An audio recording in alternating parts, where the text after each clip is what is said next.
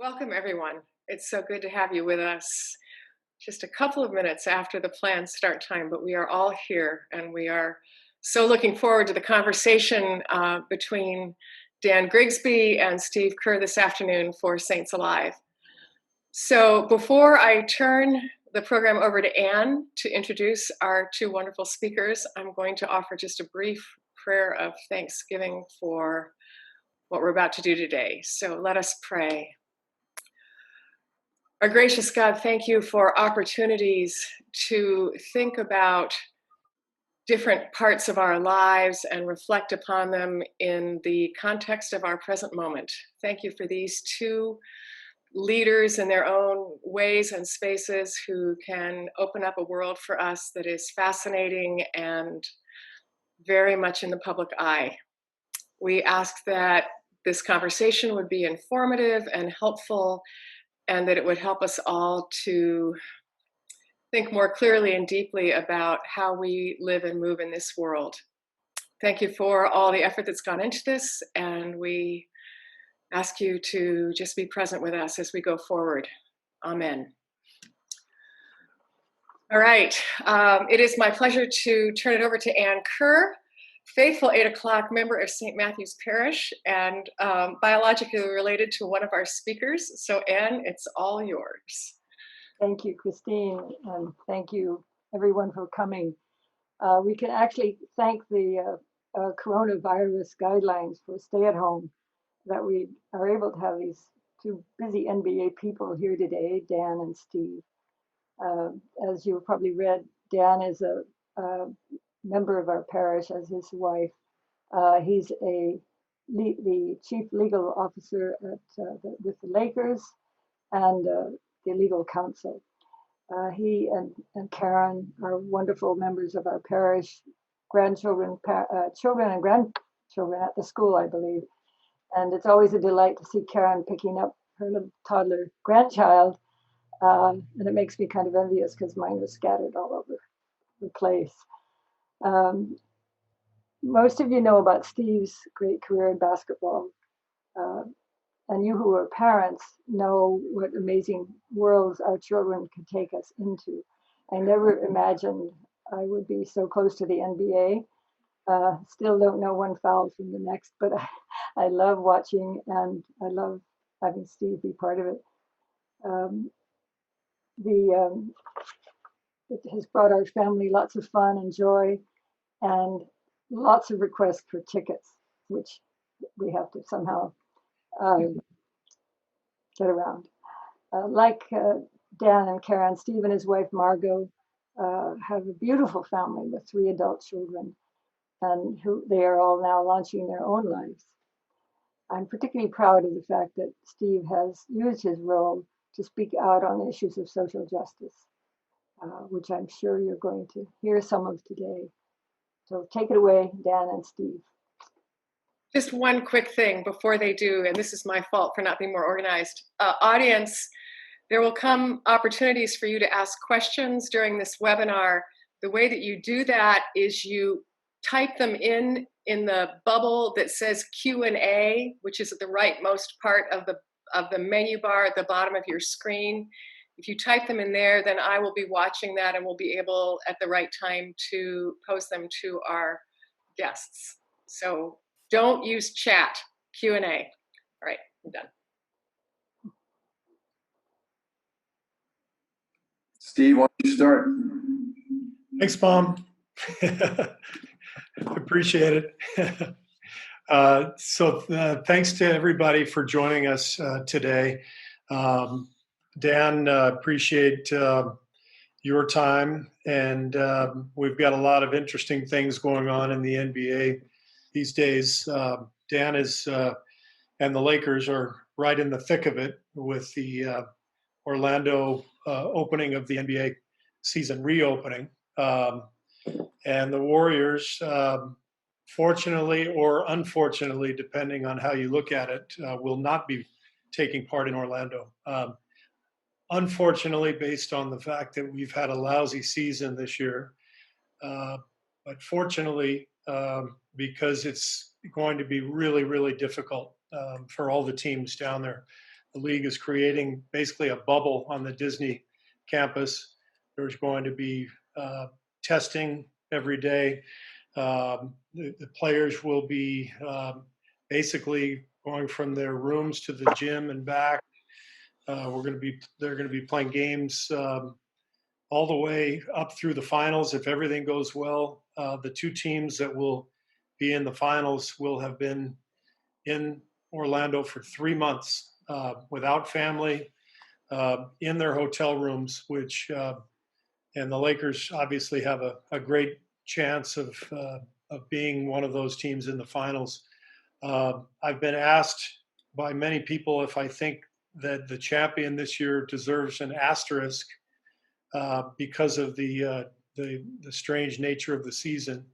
And my feeling is actually that each player deserves 2 rings instead of 1 for having to go through what they're about to endure. So we're all thinking and hoping for the best in Orlando. And of course, as all of you know, there's so much going on in the world. As we're trying to get the NBA back up and running, all of the players and coaches and management are really giving a ton of thought to our impact on the social injustices that we see, on the police brutality, on systemic racism. We feel like we occupy a special place because we are in the limelight. We have an incredibly diverse league, and one where everyone who's involved in the league is frankly doing quite well financially, and therefore able to use their voice and use their platforms to try to help. And we're in the midst right now of figuring out what that means. And so I will basically use that as a backdrop for today's talk, and I'm going to turn it over to Dan. And Dan, we can hear from you, and then we'll get started. Great, thanks, Steve. Yeah, it's obviously a huge challenge to create this bubble, and now with the recent surge with what's going on in some states, including Florida, it's been immensely challenging. The NBA's done an unbelievable job. We're on we get these hiatus memos, as they're called, from the league, and I think we're on number 77 or 78 right now, including about 200 pages of protocols and pre-testing that's going on right now. Teams will be staggered moving into the bubble. Most people probably know the format, but the top 8 teams in each Western Conference and Eastern Conference, and then there will be 6 seeded teams that will get a chance to play. And if they were less than a certain number of games behind the 8th place team in their conference, they get a chance to play in. At the end of the seeding round, you'll have 6 teams go home, of course. And into the first round of playoffs, you'll have another 8 teams go home. And actually, at that point, some family will be allowed in for those players who would like to try to do that. So it is a really challenging time, both in terms of the COVID and in terms of what's going on in society. My personal view is that the NBA has something like 1.8 billion followers on its social media, and I think that the NBA has sort of offered that platform to the players, and I think it'll be a great opportunity for them to showcase, the messages they'd like to get out. One thing the NBA has done is allowed the players to substitute the name on their jersey for whatever message they would like to say on the back of their jersey. So it's incredibly challenging. It's unprecedented. The way we're doing it is going to be a model, I think, for the way other leagues are doing it. And we'll see what happens, I guess, is all we can say. As far as the asterisk, I agree with Steve. It should be the other way around. Everybody should get a medal and should get, rewards for trying to do this and showing what can be done, and hopefully bringing some of the things back that we've been missing with the COVID and what's going on in society, to give people the joy of the NBA that, I know a lot of fans are looking forward to that. So we'll see how it works. Teams start flying down there the 7th, 8th, and 9th. The Lakers in particular go down on the 9th, and then you have 3 weeks of practice, and the first games will start July 30th. And as Steve said, the final game, Game 7 of the finals, could be as late as October 13th. So it's a long time to be in that kind of a bubble, and no one really knows what's going to happen. It's going to be fascinating to see. Okay, I have a question. Yeah. From Ann Kerr. She's getting the ball rolling. She says, do you think the length of, I think you mean the following season, or the follow season, will be shortened while there are no fans in the stands? Yeah, so basically the league has already decided to push next season back. Normally we start training camp in late September, early October, and the first game comes kind of maybe October 20th, in that range. We're going to push that back a couple of months at least to next year to try to buy more time to figure out how we're going to navigate the suspension and the virus, the pandemic.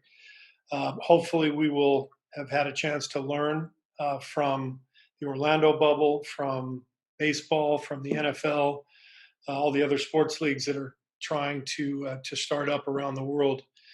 And then I don't think the games will be cut back. I think we'll still play 82 games, which is the schedule every year, mainly because we'll have lost so much revenue this year that, frankly, the revenue will be really important next year. Even if it's without fans, there will be revenue generated by television and media opportunities. So next season we'll start later and then finish later, probably into July.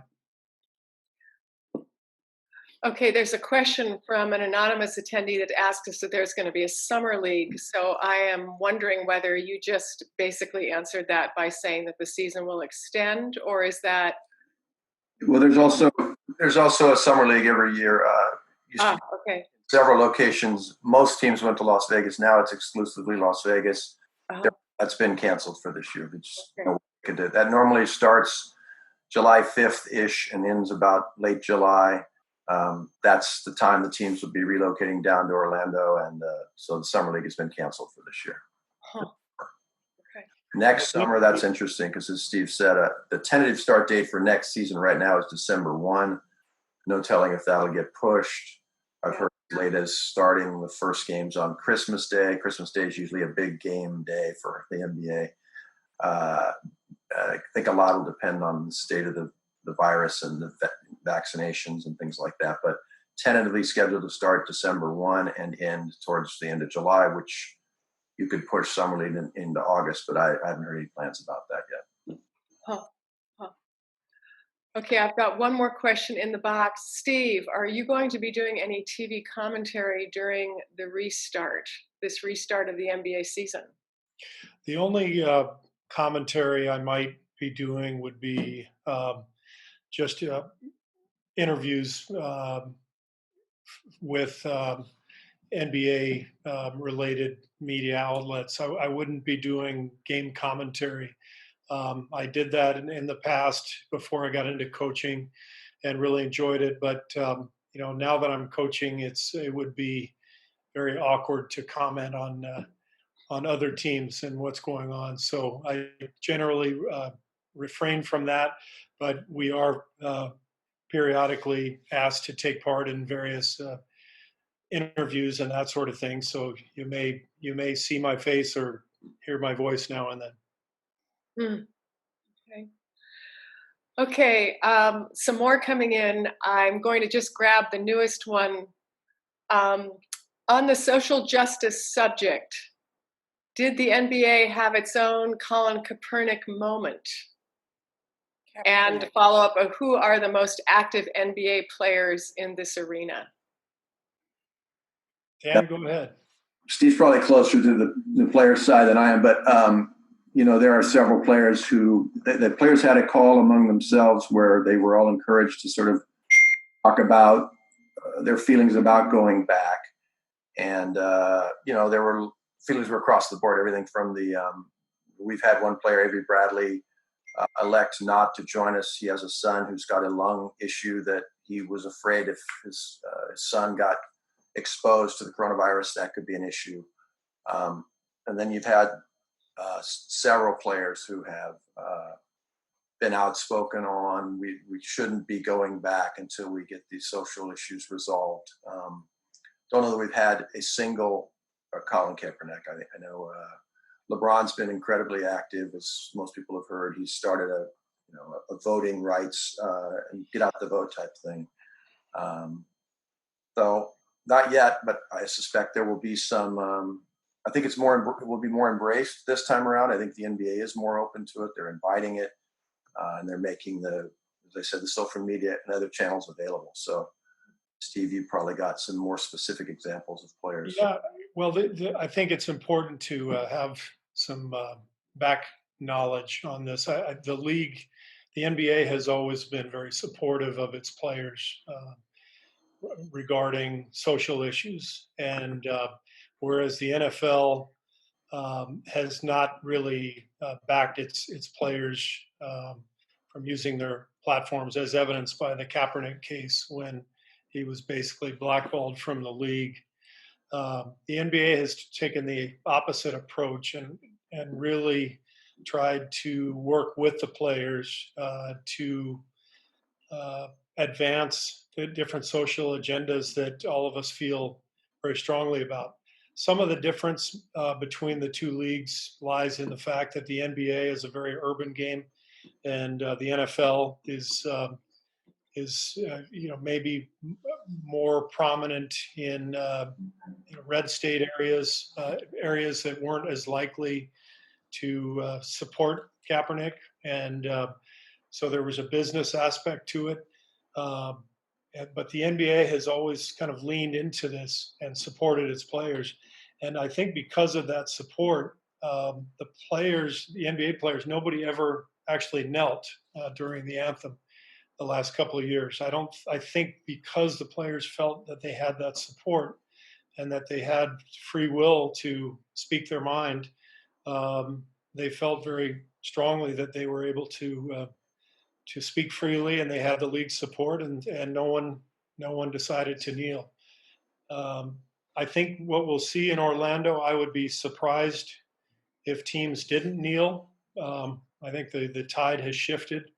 I think the national conscience has changed, and I think polls actually show that the majority of Americans now understand that what Kaepernick was doing was using his American right to peacefully protest the treatment of Black people and police brutality in particular. And I think there's a much better awareness of that now nationwide. So I think you'll see a lot of different acts in Orlando related to social justice. Yeah, just this morning, the LA Times reported that 74%, according to their poll, of people in the country support the Black Lives Matter movement. So that's a pretty astounding. It's a great number, obviously. Yeah. Okay, the questions are beginning to pile in. So I'm going to get this next one. This is interesting. This is from Richard Fox, who teaches history at USC. As a high school student, my son, Chris Fox, was a Malcolm Kerr scholar in 1988 and spent a month in Tunisia. Mm-hmm. That experience led him to a career in environmental organizing keyed to climate change. Steve, you've been outspoken on climate as well as racial justice. How did you first become attuned to climate change? And are there others in the NBA, players, coaches, head offices, league officials also actively focusing on it? Well, I suppose I have been somewhat vocal. I'm not. It's not really my cause. My cause, so to speak, is really more gun violence, and that's what I tend to spend my time with. But I am at least well aware of climate change and what the challenges it's going to give us in the future and give our children, and we have to obviously confront those challenges. So I generally try to use my platform to promote certain causes. That's one of them. But as I said, it's not one that I feel overly knowledgeable with. Hmm. Okay, so now the next questioner has to do with a Laker. This question is for Dan. It says, and I don't know who any of these people are. I'm just reading the questions. When does Dwight Howard have to give the Lakers his commitment to join in Orlando? And how would the Lakers compensate for his absence if he does not? Okay, so the rules are today is the day we have to turn our lists in for. It was last night at East Coast time. Up to 17 players. We signed J.R. Smith yesterday to be a substitute player for Avery Bradley, who won't be joining us. With respect to Dwight, Dwight has a couple of issues. He's one of the ones who feels that some of the social justice issues need to get better resolved, or at least a platform to address them. I think he's satisfied that's happened. The mother of one of his children died suddenly of epilepsy. His 6-year-old son that he didn't know all that well, and he's spending time with him down in Atlanta and moving for legal custody right now. So we've included Dwight on our list. The way it works is that the people you take into the bubble are the people you go with. You could have up to 17, which was your 15-man roster, and 2 of your two-way players. We've included Dwight. We believe there's extenuating circumstances. I think the league agrees with us. So if Dwight does get that resolved, he can join us later, and we'll see how it goes with the issues he's dealing with right now. So he is on our list. He will be eligible to play due to extenuating circumstances if he can come in at a later date.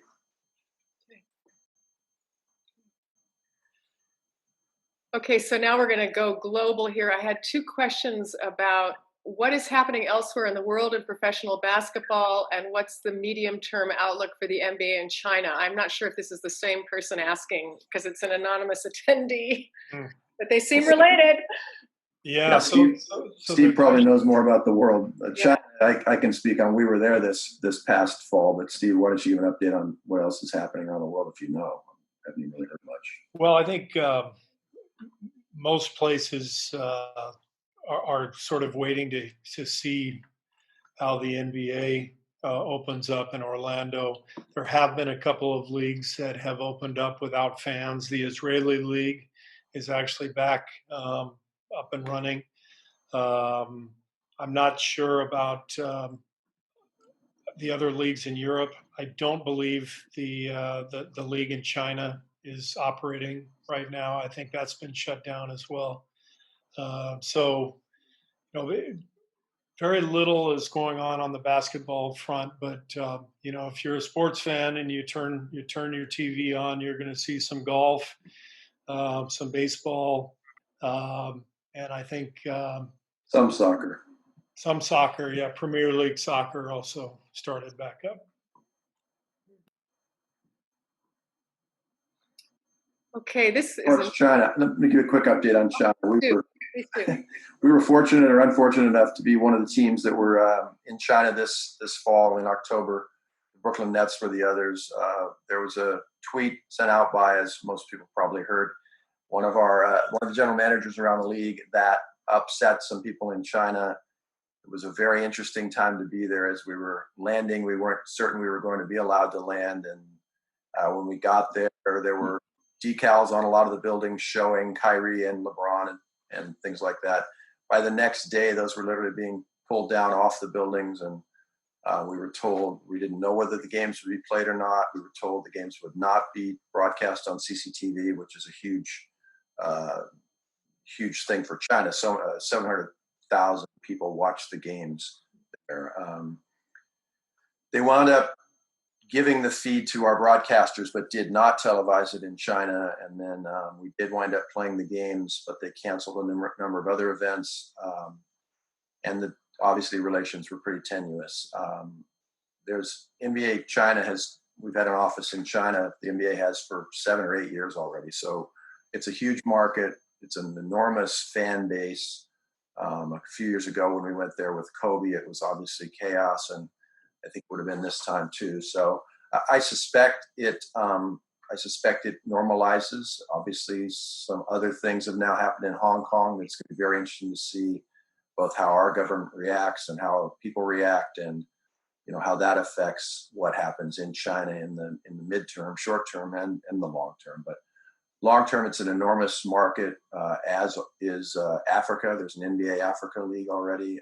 India, the game has become huge. There was a promotion where they had these large tryout camps, and the top 2 players got to have at least a tryout for an NBA G League team. So that was very interesting promotion that was done to showcase how large the game is globally. But the game translates very well globally.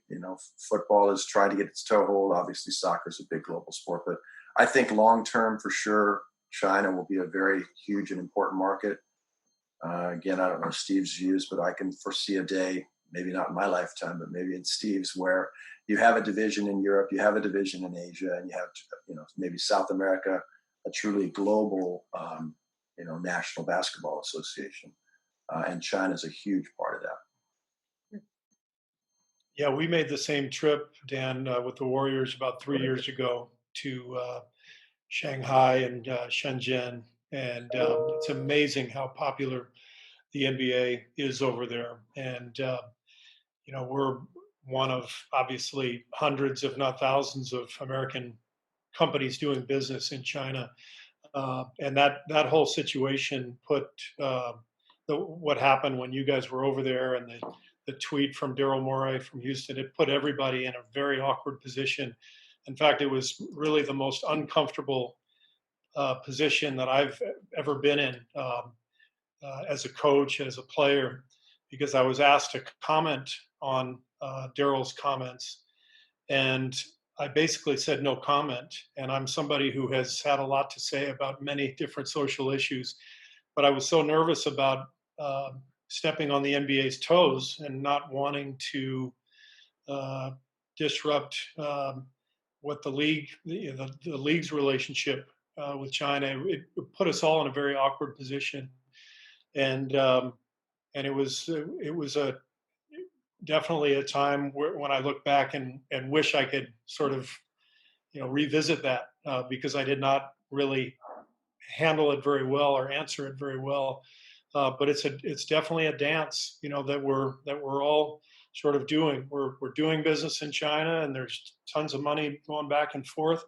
But there are these human rights issues that are undeniable. And like I said, there's so many businesses doing business, American businesses over there doing business. But because we're the NBA and we're so visible, we were sort of thrust to the forefront. And it was really quite a big story.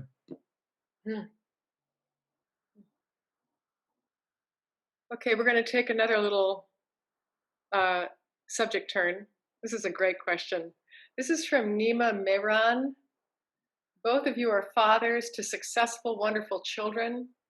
You clearly have done a wonderful job as fathers. What advice do you have for a father to help children optimize their talent if they decide to pursue sports at higher levels, college, etc.? And then there's a little shout out to Dan. You're her hero. So. My oldest daughter, Jenna, who many of you know, Jenna Jackson, her children in the preschool or in the school there now, said that this seminar should be called "Learn How You Can Have Your Daughter Become a Libero at Cal," because both my daughter Jenna was a libero defensive specialist at Cal, and a few years later, Steve's daughter took over that spot, and it was a lot of fun to sort of walk with him through the recruiting process and make the choices. I think she was probably always leaning towards Cal, and there are those who think he took the Warriors job because of that, but I'm sure that was only part of it. But again, it's boy, letting them decide what they want to do, knowing who they are, as I'm sure Steve will share with you. All three of our kids are very different. Part of it is having siblings following in each other's footsteps. Jenna went to Cal and played. So although my son was also recruited by other schools, I think it was always pretty obvious he was going to go to Cal and play there. And then, with Channing, when she came along to that point, they were recruiting her, but they had just signed another setter the year before, so she didn't really feel like going and sitting on the bench for 4 years, so she chose Rice. But again, all great schools. How did we get there? A lot of luck. Although the harder you work, the luckier you get. And I think, a partnership with Karen and our kids bought into it. I think that's a big part of it. Staying involved in their lives. And I know Steve made a lot of sacrifices, and we made a lot of sacrifices to get to their games, whether it was a AYSO game or a club volleyball game or all the way through college.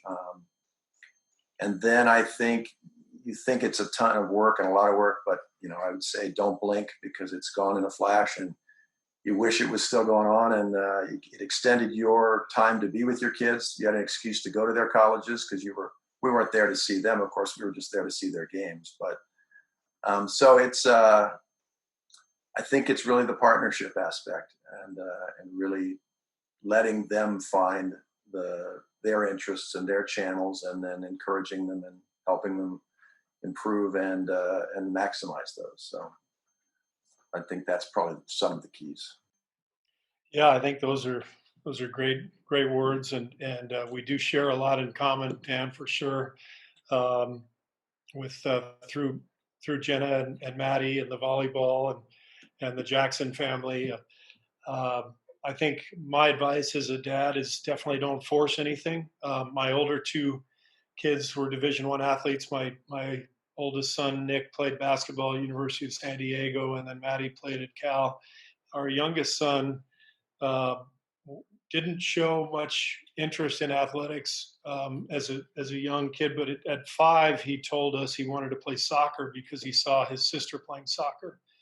And so we signed him up for soccer. And the first game, as all the kids ran down one way, to one side of the field, I looked down and he was lying on the grass on the other side, picking little weeds out of the grass. And I went out and I said, Matthew, are you okay? And he said, yeah, I'm just thirsty. I think I want a Gatorade. And that was the last athletic endeavor of his young childhood. So he's our writer, he's our artist, and he found his own path. But the older two were obsessed from a young age, and we just put them in different leagues. I'm actually a believer in playing multiple sports. I know the trend these days is to specialize in one sport because you feel like you're falling behind if you don't play year round. But I really believe that kids grow a lot and gain a lot from playing multiple sports. And I think it's possible to do sort of a hybrid where maybe they have one favorite sport that they're working on, but they mix in another sport or two during other times of the year. I just think it's very healthy to meet new teammates, play a different sport, use different muscles, and build a different mind set. I know that when I evaluate players in the NBA, I can always tell the ones who played soccer. The guys who played soccer tend to be better passers than the ones who didn't. And it's just something about the geometry of the field and growing up and having to see different angles. But I really believe there's some carryover from one sport to the next. And kids who focus on one sport, I think, miss out, actually. But other than that, it's just as Dan said, just supporting. And, if they want to keep going, you just keep supporting. And if they don't, then that's fine too. Yeah, I'd echo the multi-sport. All of our kids played multi-sports. I think it was great cross-training. As your kids get better in a sport, they'll get pressure from a club coach that, you have to specialize. And if you don't specialize, you'll get left behind. I think it's just the opposite. I mean, certainly you have the exceptions, but the reality is, unlike Steve, most of your kids are going to go professional in something other than a sport. So, the teammates, the friends, the coaches, the different approaches to sports, the different views and things they learn by playing for different teams and different sports, I think it's much more valuable than focusing on a sport. I know, and people know a guy named Teddy Bridgewater had a horrible knee injury according to the doctors, a lot of that was centered on the fact he only ever played football and never really cross-trained, never really did anything else different with his knee. So when his knee was put under a certain kind of stress, it literally disintegrated. So, whether it's just the development or, like Steve said, the see the field that a soccer player has to have. If, there aren't many Kobe Bryants in soccer. There are a few, the Messis of the world, but you really have to pass the ball and share the ball and play offense and defense and you learn a lot by playing different sports. So I'd say don't let your kids get sort of pressured into focusing on one sport unless they just absolutely love it. And that's the only one they love, because it's much more valuable lessons, I think, to play multiple sports. Okay, I have two questions in the Q&A box that have to do with gun violence, going back to a social issue. Tracy Mesker says, Steve, you mentioned gun violence. What are your views on gun violence and how do you advocate? And then Richard Fox, again from USC, says, could you tell us more about your view and work on gun violence after climate change and racial economic inequality? It's the main issue my USC students are concerned about. So gun violence. Yeah, so many of you probably know our family story, but my dad was killed in Beirut in 1984 by two assassins, and in a terrorist act, and so we unfortunately know all too well the pain that comes from losing a family member to gun violence, and it's become such an awful issue in this country. I think I first started becoming vocal about 5 years ago, maybe 4 years ago, after the Pulse nightclub shooting. It was during the season. I think it was during the finals, and we had a moment of silence before the game, and it was about the fifth moment of silence for a mass shooting that I had been through with the Warriors in a few years. And I remember sitting there during this moment of silence saying, are we just going to keep having moments of silence just over and over again and never do anything? And our government had been just so complicit, especially the Senate, with the NRA refusing to really address the issues. And so I spoke out. I took a lot of heat, but also got a lot of support. Very controversial subject, obviously.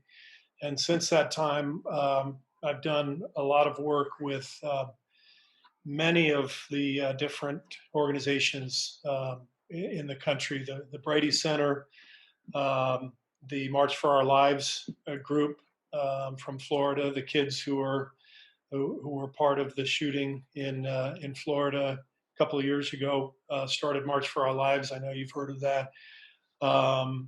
The Sandy Hook Promise, which came from the Newtown devastation with the kindergarten class.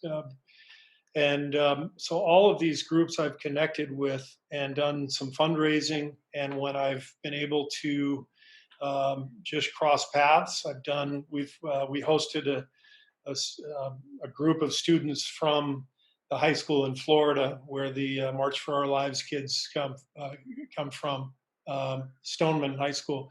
We hosted them at our practice in Miami when the Warriors played in Miami last year, and we had a lot of the kids come down and meet our players. And so anything that I can do from a PR standpoint, I've worn anti-gun violence shirts during press conferences after games. I just try to raise the awareness level, help raise money, and speak out and learn as much as I can. And I think maybe the thing that makes me most upset is that 90% of us, regardless of our party affiliation, Republican or Democrat, 90% of Americans want universal background checks when people buy a gun. And the House passed the bill, HR 8, I believe it was called, last year, 2 years ago, passed a background check law. And that bill has been sitting on Mitch McConnell's desk for 2 years. It hasn't even gone to a vote in the Senate, despite the fact that 90% of Americans support this. And these mass shootings continue to happen, and we keep having our moments of silence before games, and the Senate does nothing about it. So I I'm angry about it, and I think we all should be angry about it. And not that background checks would solve everything, but if they were to save your child or your father or your mother, you would you bet your you better believe you'd be happy that they existed. And so there's so much work that we have to do as a country, and I'm just trying to do what I can and use my platform to help. Thank you. Okay, so now again, another turn. I have a couple of questions about to do with Kobe Bryant. So going over to the Lakers side, one question is, do you think that Kobe's going to get a statue at the Staples Center? And then another question is, how will the NBA be able to take up Kobe Bryant's efforts to promote more women in coaching in the NBA and support the WNBA? All right. I hadn't read the whole question until I got there. So I don't think Kobe will get a statue. I know Kobe will get a statue. That was actually already well in the works before the tragedy happened. The artist who did some statues there was already commissioned to create the statue. It probably would have been placed this summer, but with everything shifting as it did, my guess is next season or next summer it'll be placed. So there's no question it was always going to happen, and it certainly is going to happen. As far as the initiatives, again, Steve probably is closer to some of those, but his family has created several nonprofits, including Mamacita, and they are supporting women in sports. Obviously, Gigi would have been a terrific, probably WNBA level player. You never really know till someone develops and gets a little older. But there's a great support for women coaching, and you're starting to see some women coaches. You're even starting to see, I believe there's now one in football as well. But I think the initiative will grow. I think the attention he brought to it, and now that the foundations that they've established will continue to bring to it, I think it will continue to grow. Steve, again, you might know some of the specific initiatives through the coaching associations and things like that. But yeah, so I loved Kobe's comment about being a girl dad. I think that really was so beautifully said, and everybody in the NBA is so devastated by the loss of Kobe, and I think it's still taking a long time to try to. It's going to take a long time to try to get over the loss that what he meant to the league, what he meant to girls basketball, and what he meant to the Lakers, obviously, and to the city of Los Angeles.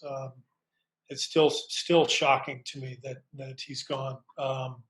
But he was a huge advocate of women's basketball. The league has come a long way in terms of hiring female coaches.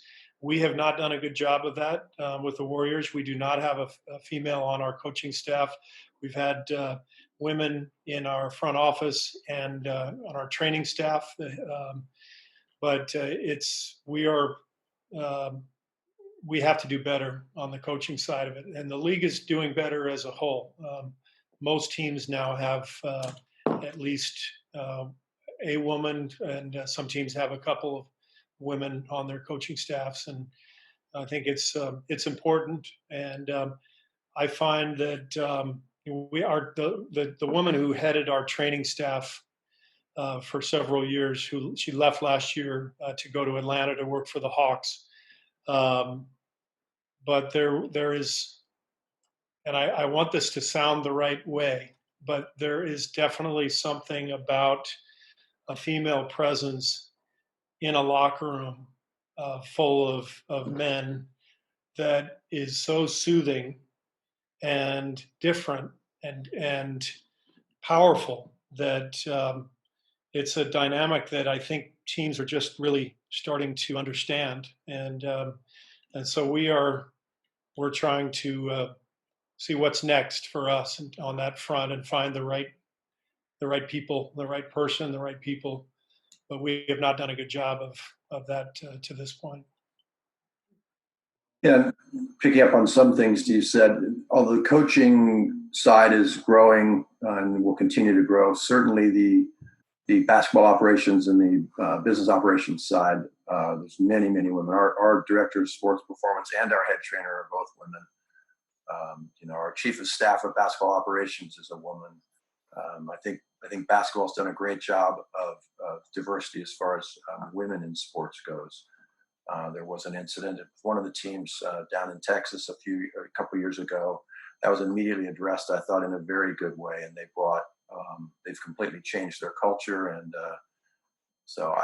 our owner obviously is a woman. She's probably one of the best known women owners in sports. New Orleans principal owner is now a woman. So it's definitely on the business and basketball operations side, breaking down barriers. Jeannie is also a Palisades High School grad. She is Miss Palisades. That's right. Okay, speaking of Palisades or Pali High, there actually is a question from Lisa Rockwell. My son James goes to Pali High and wants to know how your time at Pali influenced you. That's got to be for Steve. Yeah. So, gosh, it was a long time ago. I graduated in 1983, and I loved my years at Pali. Back then it was only 3 years and not 4. And so I was there sophomore to senior years, and had a lot of friends, and played for a great coach in Jerry Marvin. We had it was a time when we had a good team, not a great team. We were more of a baseball school at the time, and our basketball team did okay, but not great. But I had a fantastic experience and have kept in touch with some of the guys. In fact, people sometimes ask me how I picked my number, and I was number 25 when I played. And the reason I picked 25 was because 2 of my teammates at Pali were a year older than me. And one of them, Kevin Stewart, went to play at USC, and another, Leroy Smith, went to play at Cal in Berkeley. And they both chose number 25. And so when I went to Arizona the following year, I chose 25, and we've kept in touch, the 3 of us, and along with a couple of other guys from that team, Brendan O'Neill, Adam Knowlton. Some of you may know those names, but we've got a good bond, good connection from the old days. That's great. Okay, this question says it's from Ann Harder, but I actually happen to know that Bob has typed this question because it reads this way: Steve, when you retired after the 2013 NBA, that's got to be a typo. 2003, maybe 2003. Yeah, 22. Yeah. Because I retired from playing in 2003.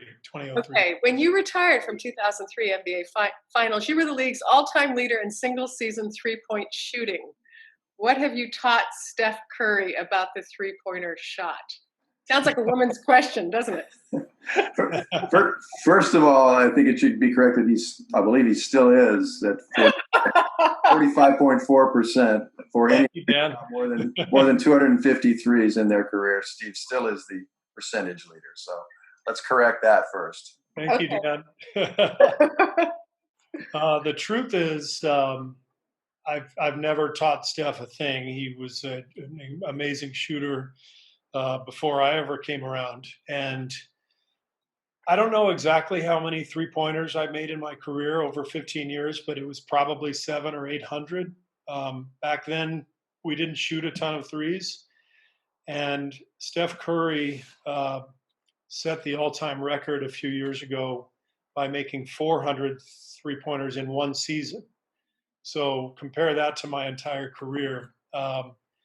If anything, I learned more from Steph than he learned from me. But my first year coaching him, I couldn't believe the degree of difficulty on his shots. You know, he has this amazing skill level, and he would dribble all over the place, and there'd be 3 guys on him, and he'd shoot a fadeaway 28-footer, and I would kind of throw my hands in the air because every coach that I ever had in my life would have told me that's a horrible shot.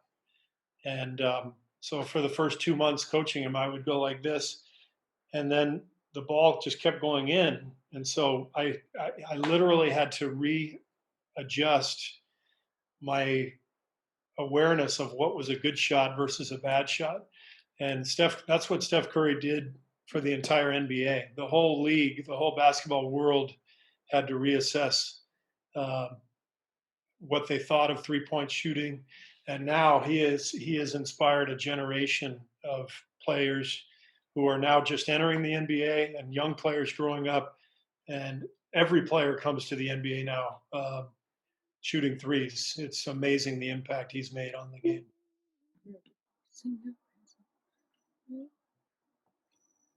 Okay, I have the last question in my question box is actually for Anne.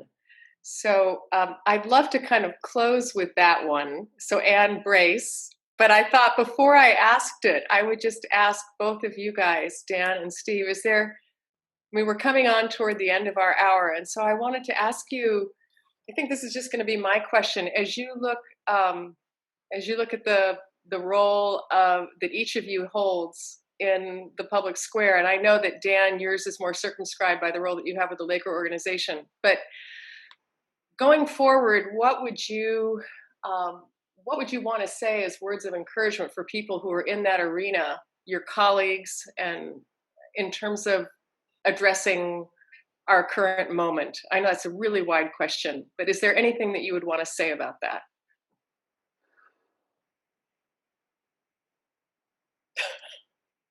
Too broad. Yeah, I mean, from my perspective, sports and especially basketball is such a huge uniting thing. You know, you play with people of all different types, and you attend games, and you're fans with people from all over the world. If you're a Laker fan, you watch in the way you watch, you cheer in the way you cheer. But it has such a ability to be a powerful uniting force. I'm really proud of, as Steve alluded to earlier, the way the NBA has taken on that role. First under David Stern and now under Adam Silver, and they do recognize it, and they cultivate it, and they look for ways to make that even stronger. And when the times like we're having now occur, like I said, with the COVID and all of us being, locked into our houses and things, I think sports is going to be a great way to give people positive things to do and to think about and hope to look forward to. And then with the social issues that are going on, I think that we'll intentionally and thoughtfully take a lead role in addressing those and making sure that real change is made. And I think sports, even more than politics, even more than governments and mandates and laws can do, it's a way to really change the feeling of the way people look at each other. So I think it's just a powerful tool, and if it's used right, which I think the NBA has done and will continue to do, it will be an amazing change that it can help bring about. Yeah, I agree with you, Dan. I think we have a really powerful position because of the popularity of our league and so many of our players, and the fact that we have already established that we're very proactive on social issues. For me, I consider myself pretty well educated. I've been playing basketball or coaching basketball for, almost 48 years, I guess. And since my days at Paul Revere Junior High School, I've had black teammates. And so I've sort of lived in this basketball culture. But I have to say that while I thought I understood what black life was like, I think this last month has sort of slapped me in the face and basically said, you don't know anything.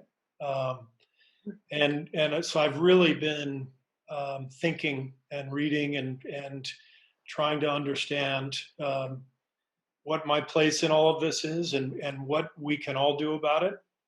And I think the sort of the conclusion that I've come to, if it is a conclusion, is that as a country, we have not really ever reconciled the sins of our past. I think we live in this amazing country where it's possible for someone like me to grow up and play basketball and go play in the NBA and raise my kids and go to the beach and travel and have this incredible life.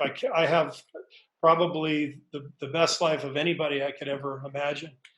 But side by side, we live in this country where Black people are discriminated against, frankly, murdered, as we've seen on film of late. But it's been happening for 400 years. If you really want to get down to it. And we've never really sort of reconciled with this. And I think the common theme right now is we all just kind of think, but that happened so long ago. It's not really my fault. None of us are really racist. I think we all on this call are, we're pretty educated, and we think, well, we're good people, and we are, but we're responsible. We're not. It's not our fault what's happening with Black community, Black America. It's not our fault, but we are responsible to try to make it better.